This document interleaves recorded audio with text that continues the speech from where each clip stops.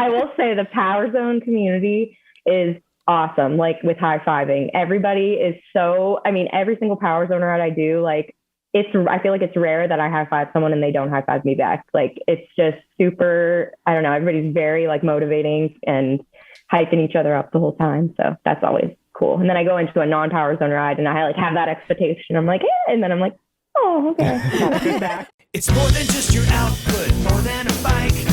When you hear your shout out, you know it's all right. Put on your magic pants and let's go. We're cruising into the Power Zone. Clip in, set yourself free. Come on and take a ride with me. Know what you need to know and what's it all about. Everything you need, it's on the Clip Out.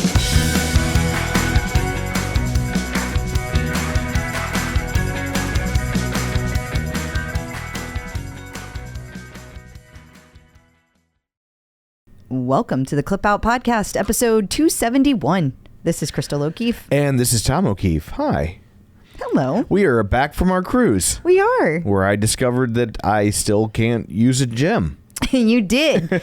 You did indeed. Yeah. So it's not that you can't use a gym. You don't like the weight room. Yeah. So I can't. Like at all. We did all the math to figure out the We did all the math. Well, I read the numbers and you did the math. That's we. It's how we do the podcast. And so I calculated like what free weights would be compared to what I'm doing on tonal, and I walked in that. And by he means I did. Yeah, and well, you're a personal trainer and MetPro coach. You can help with that stuff. And it's one of the perks of being married to Clip Out Crystal. And walked into that gym all with the best of intentions. And it was all sorts of people in there. And I was just like, hard pass. That is exactly what you said. I just turned around. You left me hanging. I turned around and walked right back out. Well, you were over on a tread looking at the ocean. I was. It was beautiful. I was surrounded by people that knew what they were doing, unlike me. And I was like, I want no part of this. I feel like an idiot. And I left.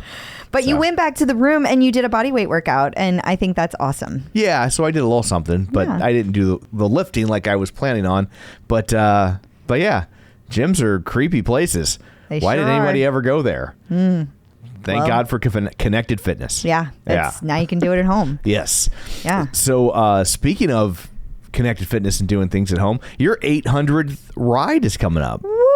And I should say, for anyone that's like, oh, I would have thought Clip Out Crystal of all people. I literally got a message like that today. Yeah. I thought you'd be on 8,000. And it's like...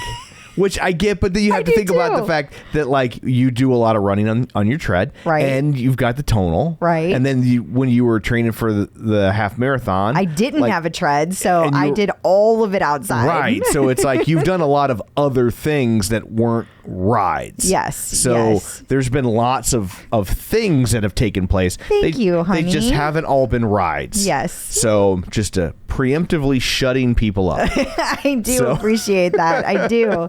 But if anybody wants to join me, 800 rides coming in hot Sunday, 8:30 a.m. Central Time on Jen Sherman's Yacht Rock. Yeah. Yeah. So. And speaking of Yacht Rock, talk about a segue. Yeah. You're welcome. Yeah. It's also the last Yacht Rock of the season. So the last Jen Sherman Yacht Rock. Right. But if you can't get enough and you want to see some Yacht Rock live and you want to do it with us and you want to come to St. Louis, that's a lot of ifs. That's a lot of ifs. But, especially that last one. But if we checked all those boxes, we'd love to see you. We have a little get together going on where I work at the Family Arena, and there's a concert coming through called Sail On, and it features, let's see if I can remember them all, Orleans, Firefall, The Babies, John Ford Coley, Walter Egan, and Peter Beckett from Player, and it's just an evening of yacht rock classics. And these kind of shows are great because like they just pound through hits, because you're probably like, Walter Egan, he's probably got like 2 songs I know, and that's all he's gonna play. That's like all he's gonna do. He's gonna come out, he's gonna play his 2, and then the best part is the band stuff is already out there. Yeah. So then like they just the new singer comes out. Yeah, there's no waiting for set changes for the most part. I mean, there'll be an intermission too because we got to sell some beer. Right. But it's not in between each one. Right. Because that would take forever. Yeah. So it's just like boom, boom, boom. It's just like constantly throwing hit songs at you. So And so we'd love to see you. So and it's all Peloton people coming so far, so it's going to be a lot of fun. We've got a suite where we all hang out together. So if you want information on that, check out our Facebook group. There's also information included every week in the newsletter that we send out at theclipout.com. So which I sent out this week. I couldn't when we were on the boat because it wouldn't let me. We were fighting the internet on the boat. We paid for the internet package. They know because we told them last week. Yeah, and it was a battle. Yeah, it was a battle. And this week you can tell it's not a battle because we're at home and I don't have my rum and Diet Coke. Yes.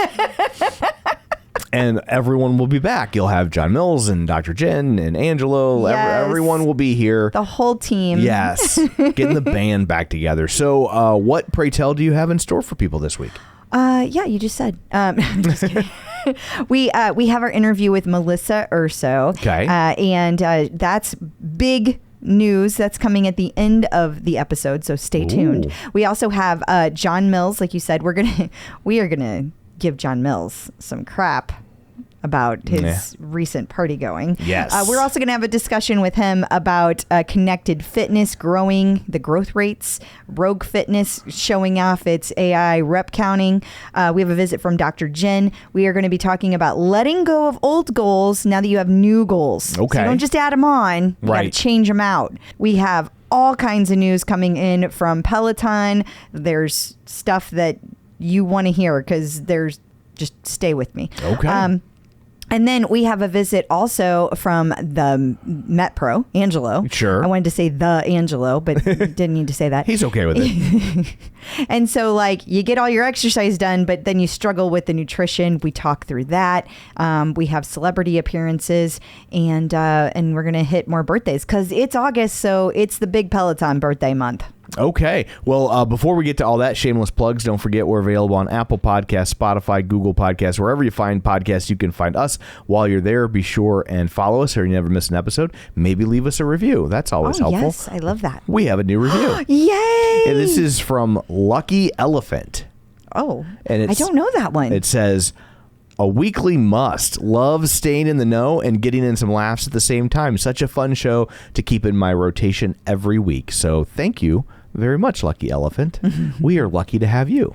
We are. Thank you for the very kind review. Yeah. And also, we have a Facebook page, facebook.com/theclipout. While you're there, like the page, join the group. You can also sign up for our newsletter. We throw a lot of links and stuff at you every week. And if you want just an easily digestible format of those, you sign up for our newsletter at theclipout.com. You can also watch these episodes at youtube.com/theclipout. And finally, if you want to support the show a little extra, you can sign up for our Patreon. As little as $5 a month, you can get ad-free versions of this show when we have access to the landed Wi-Fi. But and you know, sometimes if the episodes are ready early, then we push them out to the Patreon subscribers, you know, a little early, 10-12 hours early. So and also we record bonus content for different levels of subscription, so we'd love to have you. And thank you to all the people who signed up while we were out, and we'll be recording a bonus episode for you shortly. Yes. So there's all that. Let's dig in, shall we? We shall. Run, lift, and live with John Mills. Joining us today via the magic of ZoomTube, it's John Mills from Run, Lift, Live. Hey, John, how's it going? How's it going? Oh, the energy. It's ready to go. I love it. I love it. He's got twice the energy because he was off last week because we were out of town. Yeah. That's right. Well, you know, I would have thought you might be a little tired from all that the partying that you were doing over the weekend. Man. Yeah. That was a crazy weekend because, you know, we went to the You Get To crew deal at Nicole. Is it no? Nicole's house. That's house? right. Yeah. Yeah, that's the first thing we did. So we did the little pool party there. That was fun. So yeah, it was kind of a busy weekend. Yeah. So John, I feel like you're burying the lead. Yeah. Do you remember? Yeah, a couple weeks ago when I was on the Lizzo ride and you were a little salty, a little salty, just a little salty that you got kicked off. Well, I got kicked off. John, I got a big salt shaker for you right here because you get to be invited to Alex Toussaint's birthday party. Hello. Yeah, he was kind enough to invite me, so that was nice. And It was fun. I love that dude. He knows that. So it was good. And Jasmine went. He invited Jazz too. So I was really happy about that, because Jasmine is just new to the community. So she's getting to know the instructors and who they are. And you have a +2 instead of a +1. Yeah, now I got a +2. I had to make sure that was all good. Yeah. But yeah, it was cool. It looks like you're lucky because otherwise it would have been Erica and Jasmine going to Alex Toussaint. Exactly. Otherwise, I'd have just been hanging out calling them. Like, why y'all ain't texting me back? What's going on? You're like, I'll be in the car. New phone. Who this? You know what I mean? It's happening. But, it looked like an amazing time. It looked like everybody had a good time. Me and Erica, you realize when you're around younger people, you start realize you're older. Yeah. Yeah, like parties, like when the dinner starts at 9 p.m. and you're like, what? That's that time. You're like, the news is almost on. Right. Like, yeah, I was like, I think we're arriving here and we're already 3 hours past my bedtime. What's going on? Yeah. That kind of deal. And it also gets worse because you'll also find that the percentage of people in the room who are younger than you are is only ever getting larger. Yeah, it just keeps growing. I don't know how they keep getting younger. I don't understand how that works. Because that's what it is. They're getting younger. Yeah, yes. we're not getting older. I'm not getting older. No, yeah. I have noticed though that when you go to the store, and like somebody's waiting on you, they have now reached the age they're in grade school. I don't even understand how that's happening. Like, how can they see over the counter? Right? Yeah. Like what? I don't understand. And what they is look this? like they're younger and younger. Right. What is this ma'am and sir bullshit? No. Right. I'm not driving a minivan. Please don't call me that. You did drive a station wagon for a while. We don't talk about that, though. I was talking about that time you drove a station wagon. Against my will. I didn't want to. So anyway, I just noticed that songs that Jasmine knows everything. Yeah, and I had to wait until they played the song that was 20 years old. Did you say and the that was song? all me. That was all me then. Did you say the song? Was there only one song? There was a couple. Okay. It was spread out. It was spread out. Crazy.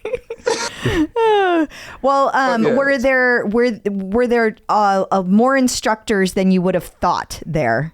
No, I kind of knew who was going to be there before I. Of course you did. So, you had the whole guest list, didn't you? You were proving it. Like, Alex, take this one off. Put this one on. I know. That did not happen. I was not part of none of that. No, I take nobody off or on. Don't listen to Crystal. I ain't nothing doing none of that. I'm not in that. You just made it sound like you were so in the know. I was just checking. I just kind of knew ahead of time. But okay. But yeah, it was so there was no real surprises, and everybody was cool. They were all. I mean, who we all know them to be, right? Yeah. They were just really kind and really kind-hearted, and it was all good. Now, did the invitation say dress like James Bond? Is that what the invitation said? Yo, that was fun though, because I didn't own a tux until now. And now you do? Now I do. So you bought? You didn't rent? No, you can't. What? I can't walk up in there and no rented tux with all these. I don't know. So I had to go. I spent the last 3-4 weeks just running around trying to piece this whole ensemble together.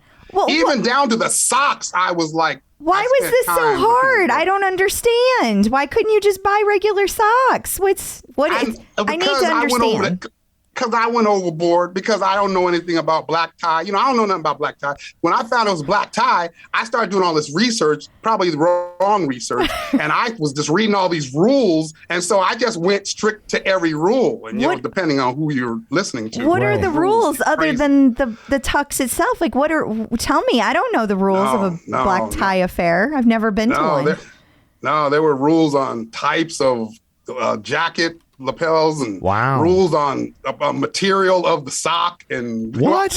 I know people. I learned afterwards. People don't tend to follow it to that degree. If somebody's But paying I that, know Who's that taking ahead of off time. your shoes and Right. checking out what socks you're wearing? Who is doing that? I if don't somebody's know. paying But I that, went by the letter. if someone is paying that close of attention to your socks, you need a restraining order. Like that's This is why we don't get invited. yeah. You go to I Black went by Tie. the letter. Just to put it in perspective, you go to you get personal invites from Peloton instructors to black tie events. Meanwhile, Crystal and I literally got married in a Dave and Buster's. It happened. It happened. And it was a lot of fucking It fun. was a lot of fun. That sounds like more fun. Yeah. Right? How many times can you play pool in a wedding dress? I mean, Yeah. it's just tough. It's tough to pull off. It's only one for me. Right? Same here. Right. Same here. I know it sounds really hoosh, but it was really nice. It was fun. I think it's a lot of fun. That sounds like a lot of fun. Oh, well. Yeah. Oh, yeah, it was all good. It was like that was a lot of fun. The prep. That was fun. It does sounds sound- like it sounds it sounds like the whole thing Yeah. was, and Yeah. I'm really glad you got to go. And in all seriousness, I just want to say I'm teasing you. I know that you and Alex have always had a relationship. I'm giving you crap, but I did have to tease you because you were so salty about the Lizzo ride. Still salty. No, I'm good about Lizzo. I think maybe. Like Alex Lizzo, it's tough. Yeah. Awesome. Well, All right, I on guess to news. Digging into the news, All you right. had an interesting post this week, John, about the growth or lack thereof of the connected Right? fitness industry as a whole. Yeah. Right? Yeah, I mean, eMarketer, I guess, is a common site that does this type of research, but I wasn't very familiar with them. But they had done this graph measuring like growth year over year, Right. of member. I guess it's probably member-based folks that are using connected fitness in the U.S. And so they state there, like, you know, growth from 2017 to 2018 was like 9%, and 18 to 19 was like 9%. And of course, in 2020, it was like a 41% surge, right, which makes sense. And then by 2021, it was down to 19%, which is still better than prior to pandemic, which was 9% each year. But then based on where we're at up through end of June of this year, they're predicting 2022 is going to be somewhere around 5%. And they see that going down every year, 4% 2023, 4% 2024, 3% 2025. And so like from a pre-pandemic 9% growth every year to a post-pandemic, you know, descending at 5% and going down.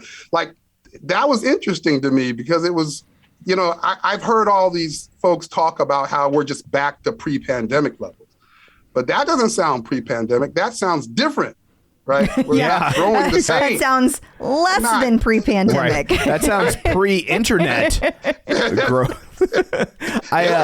So I mean, I guess just looking at it, you got to think that like maybe that spike was just, you know, borrowing from the future, right? That's like what they I were think, just too. pulling in people Right. who would have done it eventually, and Right. and so it's caused a. They did it early, Yeah. right? But I'm not Yeah. sure. I'm not sure I agree.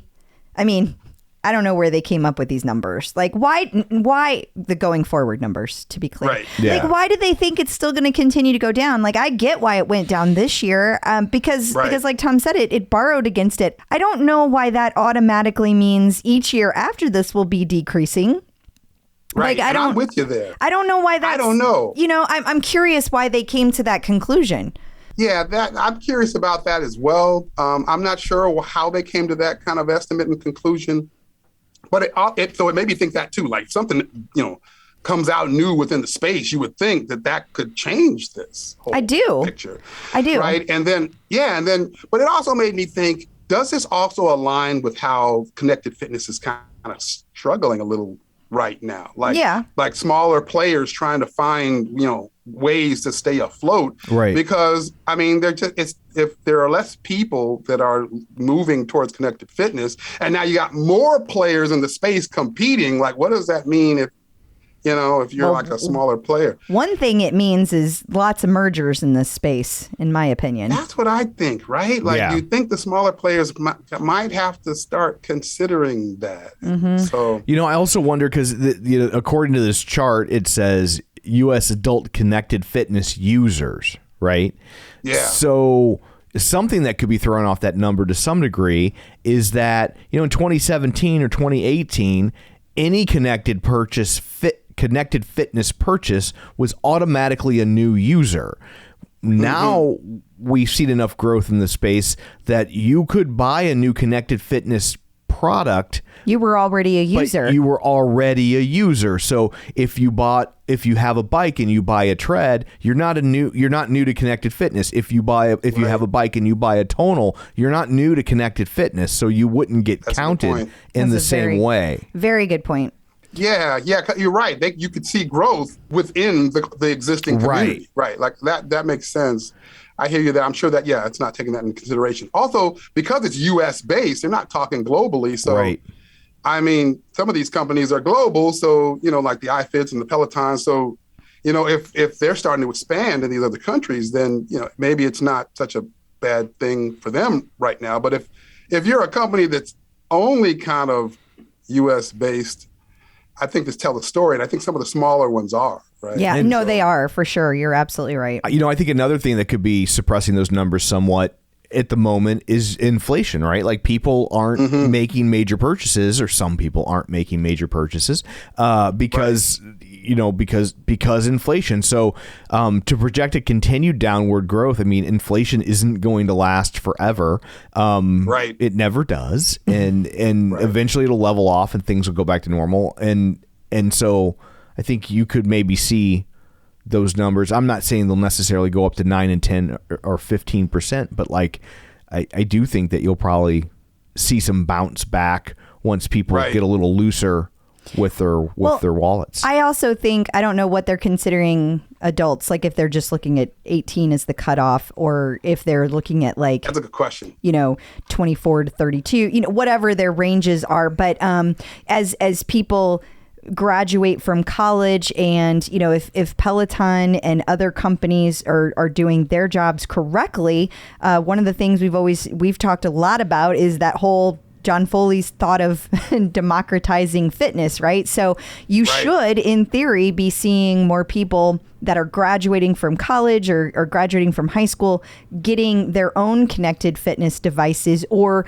using the app. I'm also curious if the app is part of this or not. I was just thinking the same thing, if they count that as a connected fitness user, or if you actually have to have a piece of equipment to qualify for that number. Yeah, I don't know. I don't know whether or not that was included into their numbers. No, that's another good question. It is, but some of these things would definitely explain why it's headed downward.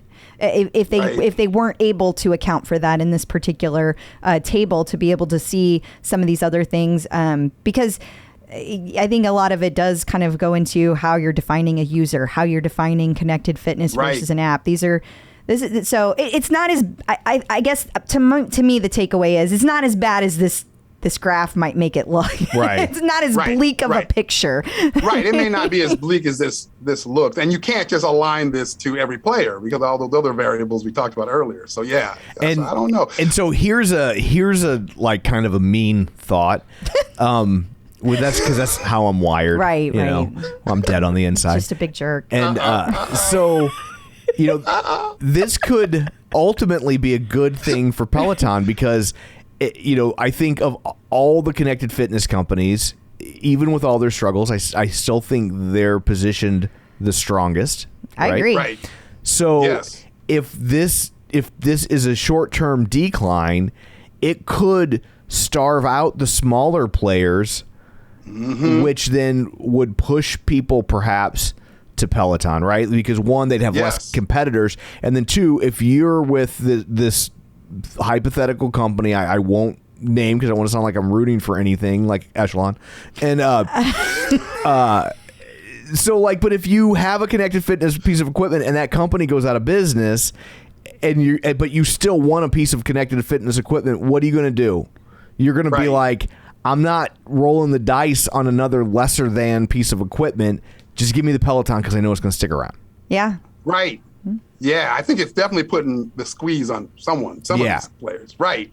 Yeah, and Peloton being a little larger, they can kind of survive it and kind of wade the waters and come out the other end. Right. And I think that's good for the space. I think it needs to thin out a little bit. I mean, I'm not looking for anybody to lose money or lose their job, but I do think there's just so many different products that don't seem all that different. Right. It's crazy. Yeah. There's a product everywhere. Yeah. Exactly. And I mean, everybody said when that started happening, like, oh, it's good for the space. It's good. It's good. It's going to drive down prices. Well, I mean, is it? Is it good? Because somebody's going to not make it. Somebody is not going to make it to the end line here. It's impossible. There's just, it's too saturated now. So I mean, there are people out there that are still going to be buying things. So it's not like so saturated there's not potential buyers, but there's so many options that it's going to be, somebody's not going to make it. So we'll see. Yeah, I agree. And, speaking of other connected fitness. This is an interesting one to me because the person that sent this to me was talking about how like this being able to count reps for CrossFit-like moves would be game-changing. There's nothing out there that counts reps for CrossFit moves. I'd never even made that connection just because I'm not a CrossFit user. I don't know if that's true. I mean, I've seen other apps like this. Like back in early 2020, there was this app called Xer. It was kind of similar. Then like mid 2020, another app, I think it was called Onyx. It's similar. And they're all of them iPhone based and got kind of a similar thing. So I don't know. So they have like a camera and they count your reps for you? Oh, yeah. It's all the same stuff. It's all built into the phone. You don't need any other equipment. It's just the phone. Oh, yeah. I don't. Phone down, not aware. And it starts looking at you. You start doing whatever workout. It starts counting your reps. It starts telling you, you didn't do that right. So we ain't counting that one. Like all those apps have been doing that since 2020, which is why back in early 2020, I thought this is the next big thing. If you can't do that, you're not going to survive in connected fitness. That's what I thought back then. So that's kind of what I said. I thought, this is it. Nobody's going to be able to survive unless they get this. I was wrong about that because a bunch of companies never did it, right? Yeah, that's I guess I was wrong about it. It does seem like an obvious thing people would want. I know from doing tonal, like I can't tell you how many times where I look around at the machine and I'm just like, I can't be on that number. Like if I had to count them, I would never like. You wouldn't do it. I would either like my muscles would atrophy because or yep, I did them. I'd be super ripped because I'd be like, what number was I on? I guess I was on 2. I guess. Gotta go to 200. I do that out in the garage all the time. I always forget. Was that set 2 or 3? Yeah. If I'm tired, I go, that was definitely 3. And then the more you think about it, the more you confuse yourself, right? Like you gaslight yourself. You're just like, I don't know what to believe anymore. I'm not even sure I was lifting weights. This never happened. Right. How did I get in the garage? Is this my garage? This is why people get so upset when their Strava stops in the middle of a workout, in the middle of a run, or like their Garmin or whatever, because it doesn't feel real. Yeah, suddenly like you're like David Byrne in the Talking Heads. You're like, this is not my beautiful wife. This is not my beautiful house. You imagine? I could see that happening. I used to do when I used to run outside. I don't run outside as much anymore. But I used to run outside. And if anything happened with that thing where it stopped tracking for whatever reason and I got home and it stopped at mile 2. Well, it didn't count. I did nothing, basically. Yeah. I was pissed. I was like, this is terrible. I was ready to cry in a corner. I wonder if this proliferates. Are people going to be like, it didn't count my reps? Start throwing their phone. I'm suing. Chris will get mad at me because she'll be like, it didn't count. She'll be all upset. And I was like, oh, well, so then you're going to do it again? Well, no. I'm like, no. But I thought it didn't count. It either didn't count or it does count. Like it can't be both. Well, I'm exhausted like it counted, but it didn't count. Well, it didn't count, right? Yeah. John gets me. He understands. That's how I was. Painful. Well, I thought it was interesting, but we'll see. We'll see if Rogue makes this a bigger. Well, I mean, but if there's already all these apps out there, then who cares? Why is this? Why are they just now beta testing it? Now I'm like, well, this is old news. Well, Rogue. That's I mean, you know that name, Axer and Onyx. These were like these little small players that were like coming out of the gate trying to do something innovative, and they all kind of disappeared. I don't even know where those players are. There was another product that did it too. I can't remember the name of them. And then, of course, it took Tempo a year or two, but then they eventually came out with their product and tried to do something similar, right? I can't remember the name of that thing. Tempo Move, maybe? The Move, right? They tried to base it on the iPhone. But Rogue, this is a bigger name. Like maybe it has more of sticking power. Maybe it'll, be more of a thing. Well, I guess what appealed to me about it was I thought, is this going to start showing up in CrossFit gyms? Like for counting for people, like they're going to be able to keep it up on that leaderboard and see how the whole class is doing. I mean, that's potentially for people that really enjoy that type of workout. I could see that being a big deal. I agree. But I agree. I gotcha. Yes. But for me personally, I'm not doing the CrossFit, so I don't care. But if you were in a class and you could count your reps for you instead of you having to write it down on your little piece of paper, that would be pretty exciting. Right. Yeah. Or here's an untapped market. You can use it for sex. Wait, what? Yeah, rep counting. Make sure that they're doing the job right. Your form is all off. Right. You'd be all discouraged, though. Yeah. You'd be all discouraged if 3 reps? Sir, think about baseball. I guess that would technically be a tapped market. Oh, God. That is hilarious. Oh, man. I can just see it now. It's not, it didn't count. We got to do this all over again. It didn't count. I'm going to need a minute. I'm going to need some orange juice. I got this. I gotta rehydrate. My electrolytes need replenished. Not a young man. Well, that's a different thought than I had. What do I always tell you, Crystal? Come to your mind. I don't like to be called a genius. Right. Visionary. I prefer visionary. It's a visionary. Right. Genius is just so passé. I gotta say, Crystal, that hadn't come to my mind either. But well, now that it's there, it's not leaving. Yeah. Well, this move is called the thruster, right there on the screen. Thrusters. So there you go. Wow. Someone thought of it. First you came up with sexy people filter, now this, Tom. Yeah. Good luck to you, Rogue Fitness, putting that out in the market. It reminds me of that one that company that came out for like 5 seconds that they had all sexy people doing their classes. It was basically pornography. Remember that? Beach Sweat. Yeah, you know the name. They're still out there. They're still out there, I don't really know that they're still out there. That's what I hear. Here we go. You sounded awfully convinced. That's what I hear. Here's the only thing I know. On a beach sweat bike, you can backpedal.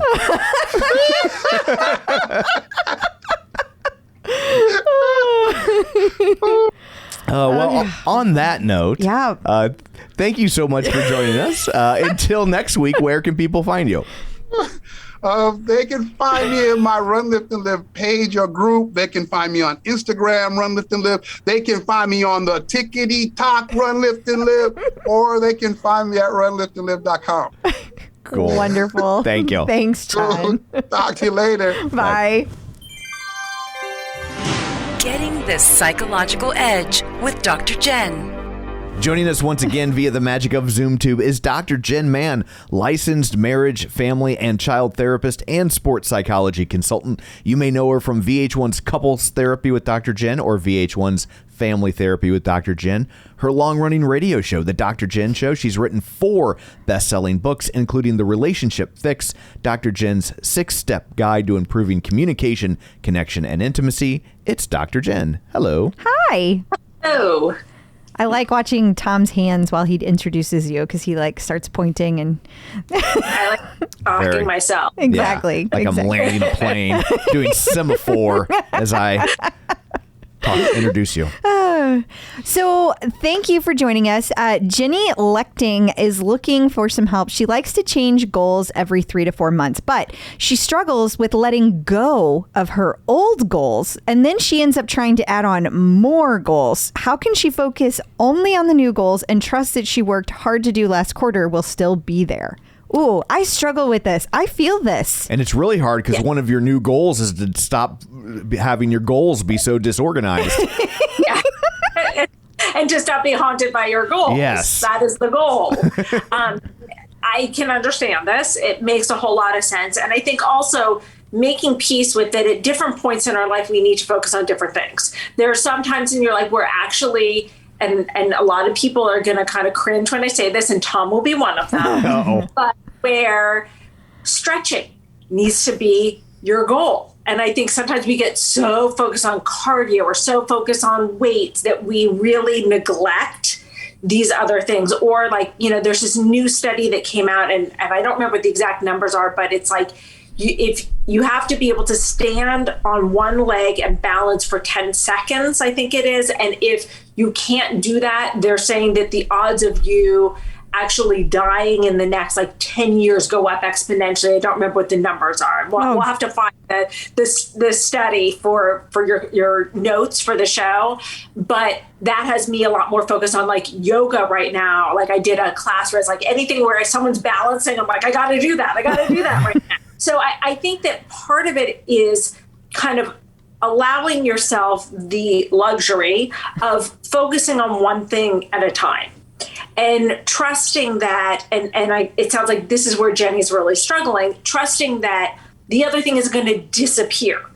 And I get that if you work really hard on your cardio, and let's say you work up to a 60-minute run, that if you don't do any running, you're going to lose a lot of that cardio, that endurance, and even just that mental state while you're focusing on your stretching or your balance or something else. So I think that part of it is having the experience as an athlete of trusting you can focus on one thing, come back to the other thing, and it's going to build up quicker. It doesn't just completely disappear unless you get totally sedentary, don't stretch, don't do anything. But when your body is used to movement and you become more of an athlete, and Tom can probably speak to this, which I never thought I would say, when you are active, that doing other active things tend to build quicker. But I think that kind of the deeper issue on this is looking at your issues around perfectionism, around really pushing yourself in ways that are no longer healthy, and that kind of trying to help yourself come to terms with we can't do all things at all times, and that having different focuses at different times is okay, and really just trusting that process. Yeah, it's difficult to let your goals shift sometimes, even though it's time. I know I struggle with that at the moment because for so long it was really easy to measure my success with a scale, and that's not really where I'm at anymore. And so when I see even a minor fluctuation, I know logically it's statistically insignificant, I'm still like, oh man, and I'm just like, but I know in my head that it's not really a concern at this point. That's a good point. What really kind of stuck out there to me is when you talk about finding, digging deeper in the issues of perfectionism. I'm like, how do you go about that? Because I know I have that one. That is one I struggle with. Well, I think, first of all, you want to kind of get to the root of where does this come from? And for most people, it comes from childhood. It oftentimes comes from either a narcissistic parent where you had to prove that you were worthwhile and worthy in order to get their love, or it comes from a highly critical parent where, you had to be so perfect that you were criticism proof, which is impossible, especially if you have a highly critical parent. It tends to, or an abandonment from a parent. This is like a magic trick. Can you tell me what number I'm thinking of? I've been doing this a little while. you have a parent who has abandoned you, that there's a part of you that starts to believe, if I'm just perfect enough, if I'm lovable enough, if I'm good enough, then I will get their approval and their love. When you have a damaged parent, because healthy parents don't abandon their children. So a lot of the time that perfectionism comes from those early wounds that need to be addressed on a deeper level, generally in therapy. That makes me sad. Well, look, and I think that, we all have early wounds, and it's really important to do the emotional work and to do the therapy work. And sometimes people are too scared to do it, but I really want to encourage people, because not doing it means living in pain and being haunted by the ghosts of very unhealthy people who have harmed you, and that it's important to give yourself that relief, and oftentimes are in more pain in the beginning in order to get the relief on the other side. I feel like we covered like 45 things in that 6 minutes. That was very deep. Efficient use of time. Yeah. I feel like I need another hour with just Dr. Jenn. Well, you will get it, but it will be on the treadmill on Saturday. Fair enough. And if Peloton would bring back the video screen with some audio, we could run and I could do therapy with you. Yeah, you do run pretty fast. I could be like, tell me about my childhood trauma. Go. It'll definitely slow me down. I know that Bax and everyone's always like, as long as you can talk while you run, I can't. But I'll try. Crystal, you're always worried about how slow you run. Well, I mean, you never run faster than when it's trying to outrun childhood trauma. It's true. So. That is true. I've seen it a lot in 30 years of being a psychotherapist. I've seen a lot of people running really fast. Yes. Yeah. Well, I figure it's a dual purpose. I'll slow you down and I'll be able to go faster. I might actually beat you for once. It could happen. It worked. I don't know if you heard the interviews that Bex did when she was trying out for the Olympic team, but like she had some of her best numbers in running. And she said that it was largely because she talks throughout the entire Peloton class and that gave her an edge. Makes sense. That makes sense. We may have to start doing that. Okay. It's like swinging 2 bats in the on-deck circle. That's right. Yeah. That's right. Exactly. Well, thank you so much for all of that. And I do mean all of it. There was a lot there was. Until next time, where can people find you? People can find me on all social media, especially Instagram, at Dr. Jenn Man, 2 N's on Jen, 2 N's on Man. And I post all of my Peloton workouts on my Insta story, so you can check out what classes I'm taking. And also you can find me in Style Magazine, Hump Day with Dr. Jenn. I have a weekly column all about sex and relationships. Awesome. Thank you. New instructors. We haven't gotten to play that one in a while. We haven't. We got a new instructor. We have. So, do you think it's pronounced Assal, Arian? I guess. Orion? I was like, well, she's German. Arian? Well, actually, she's not. She's Persian. Okay, she's a German instructor. She's from Germany, but she's she Persian will be a German descent. instructor. Yeah. She speaks German and will teach in German, but she is Persian descent. And I just have to point out that Sanaz, who was one of our interviewees a long time ago, guest, Persian Thug, that's her leaderboard name. Okay. She posted in our group, Persian Thug approves this message. That made me so happy. Yeah, totally. I love it. But it's really cool. A lot of people are really excited about this because it's the first Persian instructor they've had. Sure. So pretty cool. Yeah. She also looks like a badass and lots of lifting, very strong. And I love her message that she has in this video. She talks about how people have basically told her she can't do things her entire life. And she just went right ahead and did them anyway. There you go. Good for her. Yeah. That's really cool. Absolutely. So I guess welcome to the Peloton family. Yes, welcome. Instructors in the news. Jess Sims will be joining the cast crew. Well, I guess, is it a cast on a show like this? Sure. It says crew right there. I know, but then when I said crew, it sounds like she's like a boom operator or something, you know? It does. Like she's a gaffer. But she will be joining ESPN's College Game Day. Yeah. So, okay. So first of all, congrats to Jess Sims. This is huge for her. Yeah. I don't exactly know how huge it is because, we're not into the sports. It's but got ESPN in front of it. That's what I was going to say. So I think that's pretty big. And it's not like ESPN 6 or something. It's, there's no number after it. So it's the real ESPN. It's the real one. Now, the thing is, though, people are really worried about this because, she teaches Saturday 60s. These are the boot camps everyone looks forward to all weeks. And apparently College Game Day is a Saturday thing. Yes. So I do know high school football is Friday, college is Saturday, professional is Sunday. And I only know that because I watched every episode of Friday Night Lights. Well, it's okay, though. She is going to do direct to camera ahead of time. So basically on demand. They'll drop on demand still. So you will still get your Saturday 60s, at least for the time being. And it just won't be live. Few indeed. Yeah.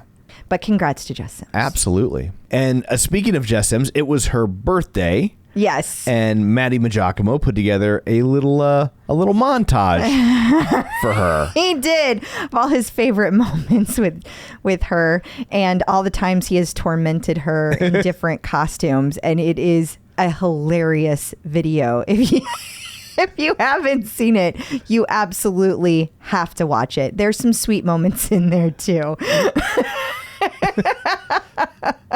But most of them are just him teasing her and tormenting her, and it's lovely, and I love it so much. And if you're not sure where to find that, you can sign up for our newsletter, theclipout.com, and you will have a link in the email that goes out on Sunday mornings. Tunde had an exciting moment this week. She sure did. So apparently this particular billboard has had many Nike athletes on it in Midtown. And this week the billboard had Tunde on it. Look at that. And so she shared a video of herself watching herself in freaking Midtown Manhattan. I can't even imagine. That's pretty cool. How surreal that must have felt. Congratulations to Tunde. These guys, all of these instructors are just freaking amazing, the things they're doing.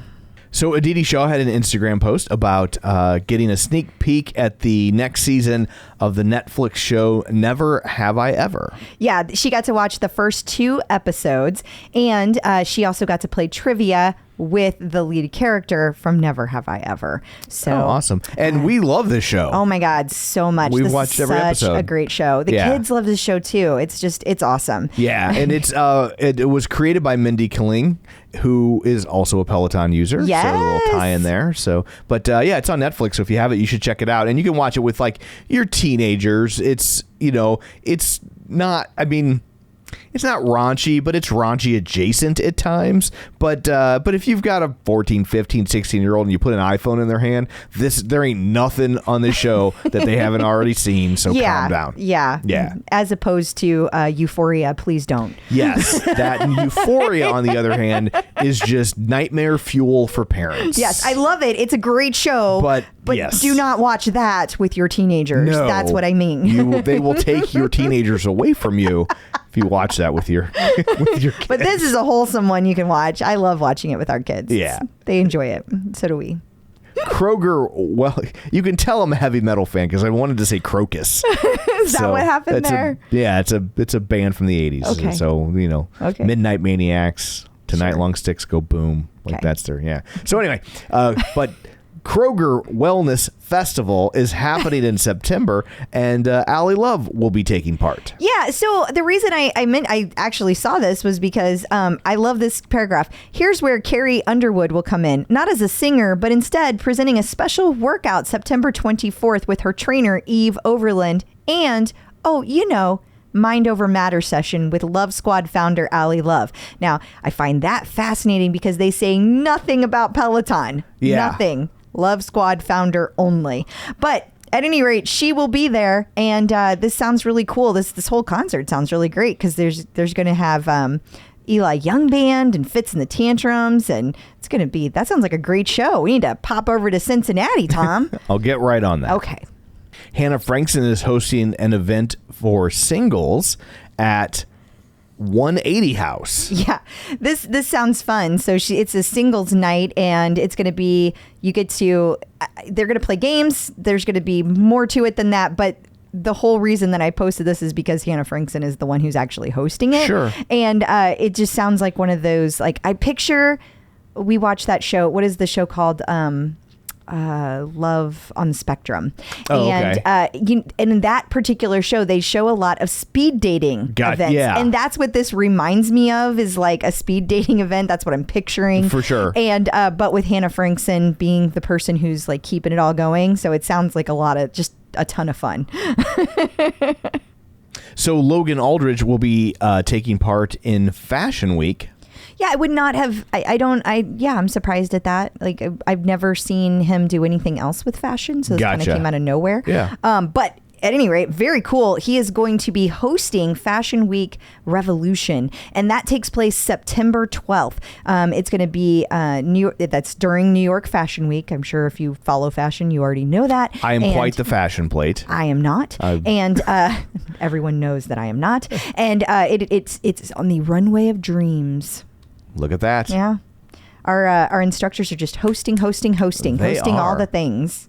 Speaking of hosting all the things, I know. We got another one. Cody Rigsby is taking part in Alta 1. Am I saying that right? You are. Alta stands for American Land Title Association. Again, where did this come from? Just kind of out of nowhere. It's not like he does a lot of land titling, you know? You don't know. I don't know. He could be a big fan of land titling. I don't know. We all have hobbies. But he's going to sit down and discuss the importance of self-care and mental health while he is there. And it's part of the New Horizons. I think that they have all been kind of fed into the speaker circuit. You think? And so they're like, you can hire a Peloton instructor as one of your guest speakers. And so people that build these conferences are like, oh, that's fun and different. Yeah. So I think that's why you're seeing a lot of this kind of stuff. I totally agree. Peloton in the news. By the time you hear this episode, this will probably already be common knowledge, but it will. But we record on Wednesdays, so we knew it first. Yeah, there you go. Take that. But All for One is just around the corner, and you know exactly when. Yeah, we do. It's going to take place on my birthday. It's really nice of them to do that. Oh, is that in August this year? Mm-hmm. Yeah, it's going to be the 19th through the 21st. So basically, they're just celebrating me, all for one, for my birthday. Wow, 3 days of labor, your poor mother. My birthday was actually on the 20th. Oh, yeah. Hang on, let me grab a pen. Yeah, I'm glad you're taking notes. But for real, All for One is going to take place August 19th through 21st, and it's going to be announced on Thursday at 11 a.m. Eastern. We just happen to already know. How about that? And I'll have you know, and for the listeners know too, I keep a calendar of all the Peloton birthdays for all the instructors. You do. And you're on it too. Aww. So there. I'm not an instructor. Well, it's Peloton related. It's like JV's on there. She's not an instructor. That's true. Yeah. That's true. Yeah. Good point. Well, it's nice to be included. Peloton has revealed a new live schedule. They have. You sound excited. I'm not excited about this. I do not like it at all. What don't you like about it? So it used to be back in the day, which I know we're never going back there. I'm trying to get past it. I'm just not there yet. But it used to be that every morning at 6 a.m. or 5 a.m. Central, you had a class and you could take it, and it was a spin class. And then when they added the tread, I kind of always thought there would start to be running classes at the same time. So, run or bike. Yeah, 6 a.m. Almost like different channels. Yeah. But no, that has never happened on a regular basis. It's never been every day. And then at some point during the entire fiasco of COVID, the regularity of the schedule just went poof. There was just no more regularity to it. You used to be able to take classes all day long, especially spin classes. And they used to be 45 minutes like freaking clockwork, all went away.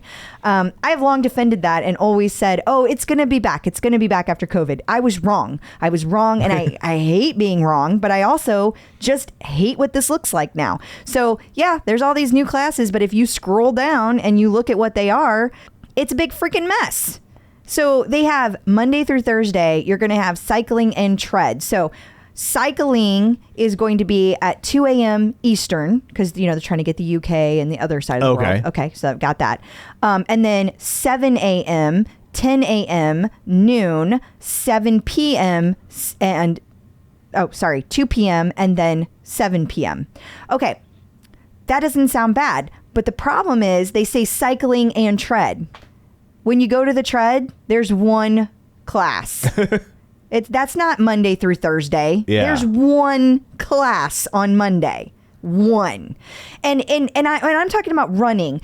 I don't like this walking and boot camps. Like, I want a freaking run class every day. How hard is that?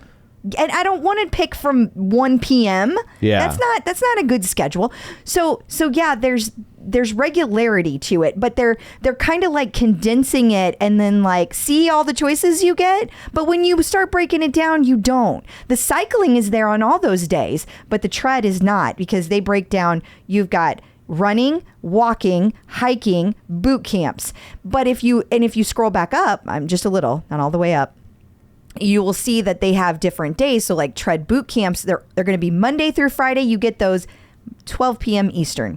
Walking, you get those 10 a.m. Eastern. Where's the run? Where is the freaking run? There's no run. Who did this and why? Do you think that they have data that shows that people want these other versions of it? I don't know. I mean, because that's what we talk about when the 45 minutes started to go away and they pivoted to 20s. And I know. I know. And so, but then tell me that data. I want to know that data, because I don't understand. I would like to know. I also wonder if you would ever see that thicken up if they start to move more treads. I mean, I think that they cater to the bike because they just have sold so many more of them. But yeah, I don't know. I just wonder if that plays a role. I don't know either. There's bar and Pilates and walking. Yeah. And strength. But I get strength from Tonal, and I like that, and I like my programs over there. So this does nothing for me as a consumer. Not one thing. I don't want to take a bike class 5 times a day. I want to take one running class every day, and I'm not getting that. So the one thing that I actually love about Peloton right now, like I am totally in my running, I don't get. Yeah. Everybody else got something, no running. So yeah, okay. I'm bitter. So we've been seeing reports of people having trouble booking classes, like physically getting the software to function. Yeah, there's been numerous accounts of just different things happening. And for the record, I've checked the status page multiple times. The status page says everything's good. So that's not what's going on. This appears to be account related. And it also appears to just be like something happening. Now, I never mentioned this, but back when Jenn Sherman did her first live class, I heard that day that, all of the Jenn's Men crew was there. There were OG members there. It was a ton of people. But when everyone showed up to walk into the class, there were 2 people that had a confirmation. They were in the class. It was all good. They got booted last minute because 2 people got moved off the wait list. Nobody knows why it happened. Nobody knows how it happened. And Jenn Sherman being Jenn Sherman, she made sure they were taken care of and they were still in the class. Like it was all good. That's not my point. I'm not trying to bring it up. Well, the reason I'm trying to say that is because this woman, Lisa Shalik, posted on the OPP that she got into Robin's class on 8/12, got the email confirmation. Then she gets an email from Peloton saying the class it's over capacity. She's been removed from it. Then she gets 2 more emails confirming she's in the class. Then she sees her class and it says she's waitlisted. So she's been moved to the wait list. That was the overall with that. But That's a mess. That's Yeah, messy. for sure. That's real messy. And for people who are trying to like schedule travel and stuff, that's Right. a really big deal. I understand it's not that big of a deal if like you live in the city and you just get to pop in anytime. Right. That's okay. But when you're coming from however far away, that's a big deal. Yeah, if you built a big trip around it, I mean, it's still frustrating even if you live there. Oh, for sure, but sure. even more so if you travel to get there and then it happens. Absolutely. And I'm more just saying it like, be careful, because I don't want people like traveling halfway across the country and then finding out, oh yeah, you're not actually in that class. Yeah. Because they're not going to necessarily be able to fix it for you in that moment. God, you would think that you'd boot a local before you booted somebody who traveled. Guess it depends on who that local is. Yeah. So, yeah. Because they didn't boot anybody the day that happened with the Jenn Sherman class. Right. So, yeah. And then there's been other things happening too. Like there's been accounts that like they can't go in and buy the studio packages and the studio credits because you have to buy the studio credits before you can apply the studio credits. And Right. and there's been people that like their account will not let them buy it, but other people in their family's account can buy it. So lots of confusion around that. And again, it's hit and miss. This is not happening to everybody. Lots of people are having very good success with it. So I'm not sure why that's happening or what's causing it, but I just want people to be aware that if you're traveling, double check, triple check that you have everything Right. set before you get on that plane. Also, Tom, while we're on the subject Yes. of classes, I wanted to bring up Trish McIsaac Lalonde. She posted in the Clip Out group that she had asked Peloton how she could get the classes booked, yada, yada. And they told her they are going to now be releasing six weeks ahead of time. Okay. So classes are not going to be 4 weeks as I had originally been told. It's going to be 6 weeks. And the other thing is that if you're looking for the end of September, this person suggested looking this coming Monday. So that would be the 15th, or and also keeping an eye on it the 26th as well. So if you're looking for the end of September, that's what you need to do. They go fast. There's only 3 days a week that these classes are available, and they are gone in minutes. So if you are trying to do this, you need multiple devices, you need a setup, you need a system, and you need everyone to shut up so you can get it done because otherwise you're gonna miss out. So I'm trying to give you all the things to make this happen for you.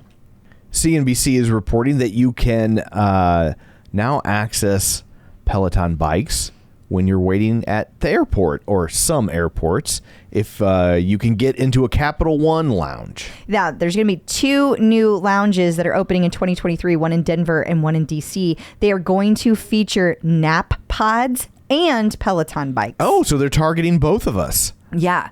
You can take a nap while I ride. Precisely. It's going to be awesome. I love that deal. Yeah, me too. Yeah. Coming from techguide.com.au, Australians didn't skip their exercises during winter, according to research by Peloton. Yeah, I thought this was interesting that Peloton is the one that provided the research. It says the study is called The Motivation That Matters, and it showed 84% of Australians did not shirk their exercise. Those Australians, yeah. They're cheeky. Apparently, they continue to work out at home. And so kind of to our point earlier when we were talking to John Mills, see, like when I see this, I'm like, how does that match a table that shows this is decreasing? Right. When it gives people the ability to continue to work out. To John's point, this is in Australia, not the U.S. And Also that table true. only showed the U.S. Yeah. And it's not showing usage, it's showing new acquisition of memberships. Yep. So there's also that. Absolutely. Absolutely. But it was interesting on a lot of levels, and I thought it was cool, so we included it. You can now get PRs on Lane Break. I know you're super excited about that. I am. So first of all, I have done some of my best biking on Lane Break. I don't know what it is about gamifying something, but my average... You're competitive. You like to win. I guess so. Yeah. You'd think the leaderboard would do it for me, but no. Having like somebody... I think because you don't feel like you can win the leaderboard. That's probably exactly what it is. Yeah, that makes a lot of sense. And having like this game in front of me that's like I'm trying to get two things. One, 100%, but also as many points as I can get. It pushes me so hard. I mean, my legs will be aching and I'm just like, go, go, go. Talking to myself like I'm on a mountain or something. Yeah. You know? It's amazing what I can do with self-talk, with lane break. I don't know. It's unlocking something in me. But anyway, you can get PRs now. You couldn't before. You might know that you had a PR based on your average output, but you couldn't recognize it anywhere. Now you get badges. Ooh. And it shows you like this is your how many classes you've taken, and it'll show you your PR. So that's exciting. Woo. Plus, you need to take Lizzo's lane break. I mean, she didn't create it. Right. It's a Lizzo collection of classes on lane break. It's 30 minutes. It's amazing. And that's okay. Mike Tyson didn't really create Punch Out either. He didn't? No. I thought he did. I thought he sat down. He's not very good at the coding. It does not surprise me. The Cookout. Joining us once again via the magic all the way from MetPro, wherever that's at. Here to answer all of your nutrition questions, it's Angelo. Hey, how's it going? Hi, Angelo. Are we just moving forward with this? We are. We're going with it. We're going with it. Let's do it. Yeah. Okay. Here we are. We're getting to know each other pretty well, guys. We are. Let's do this. If only everyone knew how much fun we had before we start recording. They're like, oh, you should do that in the show sometime. No, I'll get in trouble. Oh, my gosh. But we do need some help for Elaine Stevens. Now, Okay. Elaine wrote in and she said that she's having every problem with nutrition, and I asked her to be specific. So she said she rides her Peloton every day. She plays pickleball 3 mornings a week, but she cannot seem to eat in a healthy manner. She has tried subscribing to healthy meal delivery services, but she can't stand the lack of flavor. So like Elaine just doesn't even know where to get started.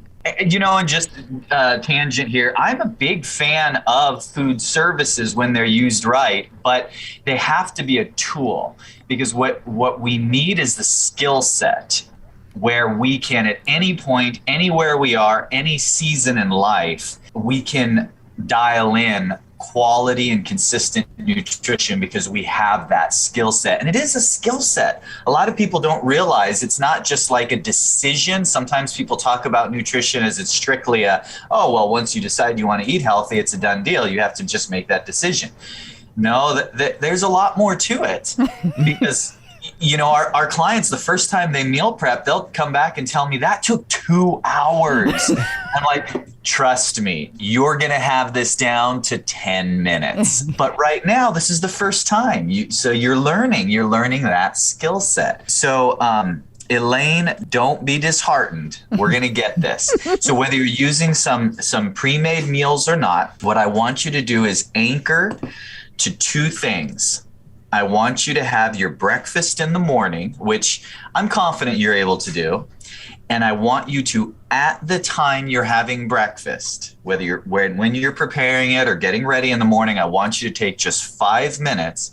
I want you to prepare and commit to an afternoon snack. If you can do that, here's what's going to happen. That's going to be one of those disruptive behaviors that is minimal input as far as your time invested, maximal disruption in a good way as far as your daily routine.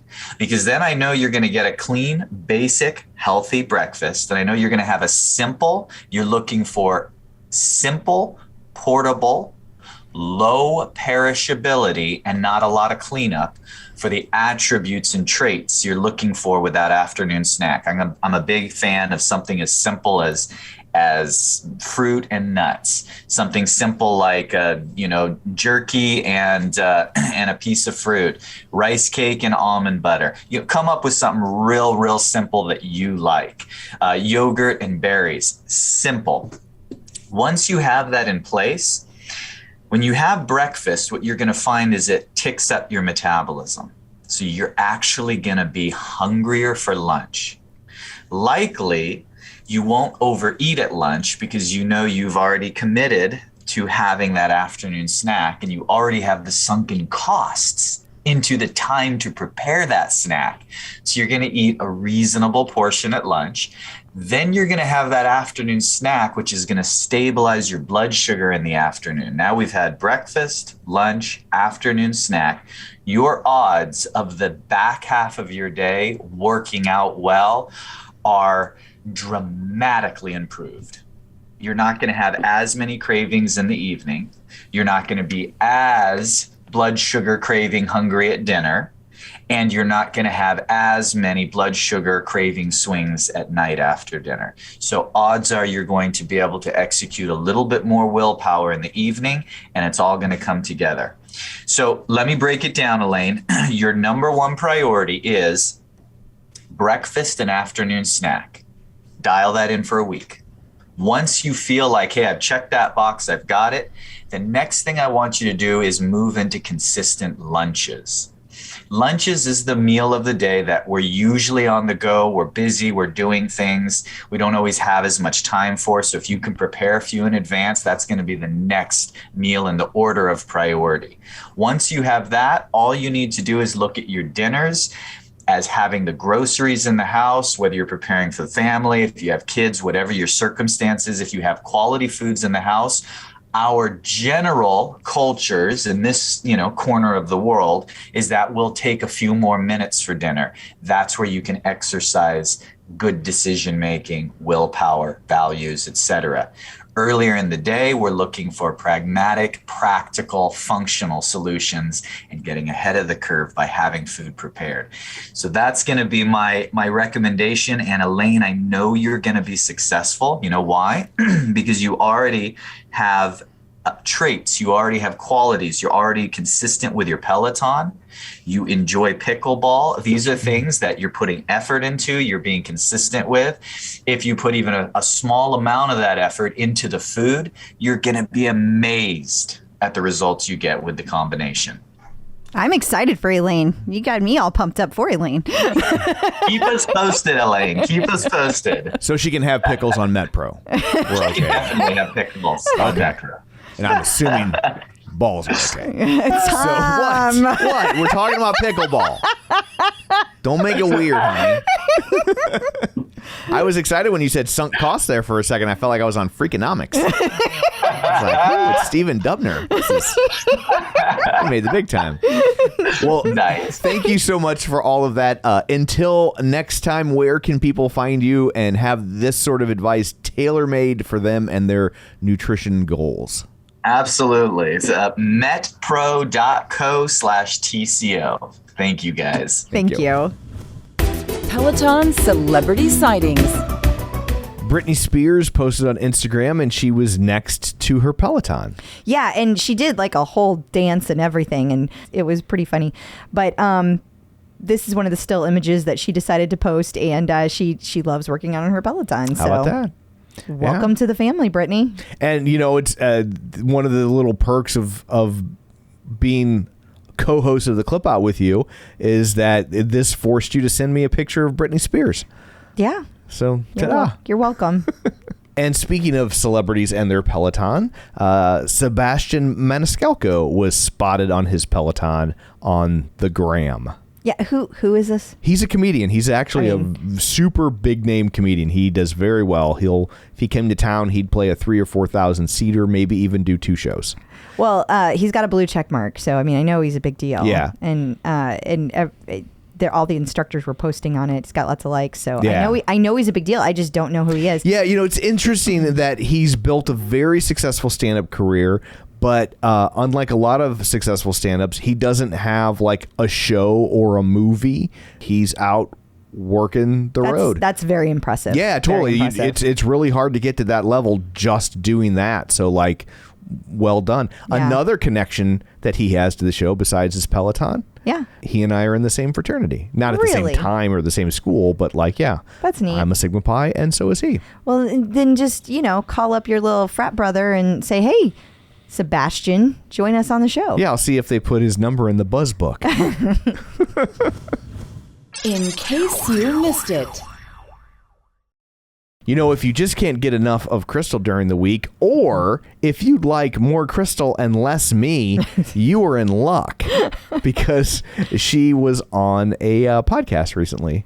I was. It's called Strong by Design, and we talked all about like how you can change your life into what you want it to be rather than what it is. And it kind of talks through how we went from project management to podcasting and being a MetPro coach and just kind of that whole journey. Sure. And we talk a lot about how the Peloton community had so much to do with that, and how like they are the ones that caused me to be curious about what else I could do and what was next in my life. So it was a fun conversation. I really enjoyed it and appreciated being asked to be on. Awesome. And that's episode 242. If in case you hear this later and you're trying to figure out where it is. And I see on the picture here, you are on the podcast, but the picture is of both of us. So I'm going to have my management team contact yours, see if we can get that adjusted. Okay. Yeah, that's just not, it just seems misleading. You didn't approve. It seems misleading to people. Tom did not approve of this I would message. hate for someone to tune into Strong by Design and be disappointed that I'm not there. Well, I mean, it does say featuring Crystal O'Keefe. It doesn't say Tom O'Keefe. Then don't use a picture of me.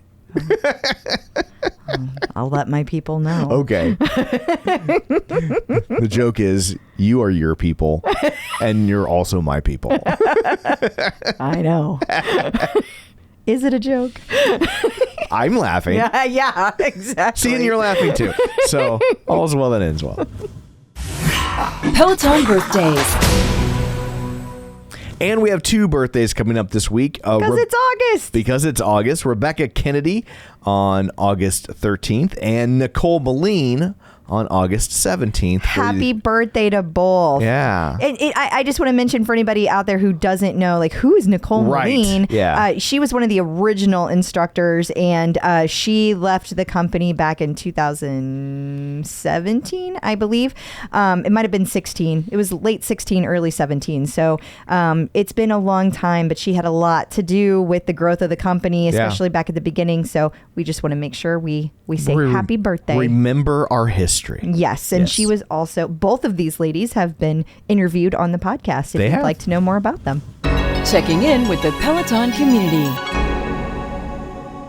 Joining us today via the magic of ZoomTube is Melissa Urso. Hey, Melissa, how's it going? Hey, how are you guys? Great. Hello, so glad this is finally happening. I know, me too. I can't believe it's happening. I know, it's exciting.